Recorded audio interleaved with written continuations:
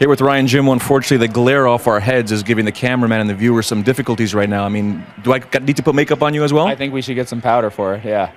Absolutely embarrassing. You're taking shots at me for the clothes I'm wearing. You're looking pretty good. New sponsors over here, but a great performance here in Quebec City. Let's talk about OConnell. I mean, this is a crafty guy. He was staying in the pocket for you. I noticed you were angling, I think, to your 2 o'clock, going out the other way and waiting for that right hand to land. Was that specific, or was it something you developed as the fight was going on? Kind of something I developed as the fight went on. You know, we came out, we had that little clash at first, and I threw that kick, and I you know, my foot slipped and went right on my backside. So he was actually, I was faking him, and he wasn't reacting a lot. So he was actually pretty hard to read. So after we had a couple clashes, I actually backed off and let him throw a couple at me so I could give a little bit of read of the situation. And once I found his timing, I was able to key on that. And yeah, the angle off was a little bit of a strategy. He hit me good with, obviously, I got some stitches here on the left side, so he hit me with that right hand, so I wanted to stay away from that so I could pop him with my own right.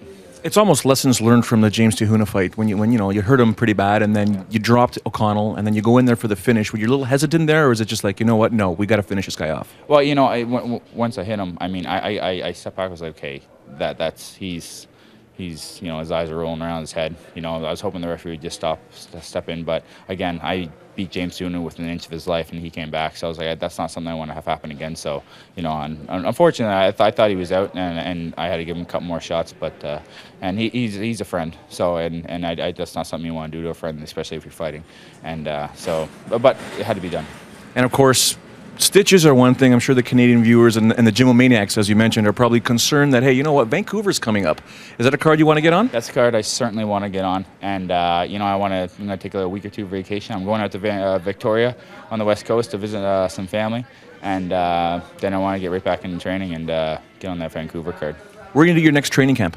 I'm in down in Arizona. I'm in Phoenix, Arizona with Power MMA, and I got back in touch with my karate roots down there. And that's my home.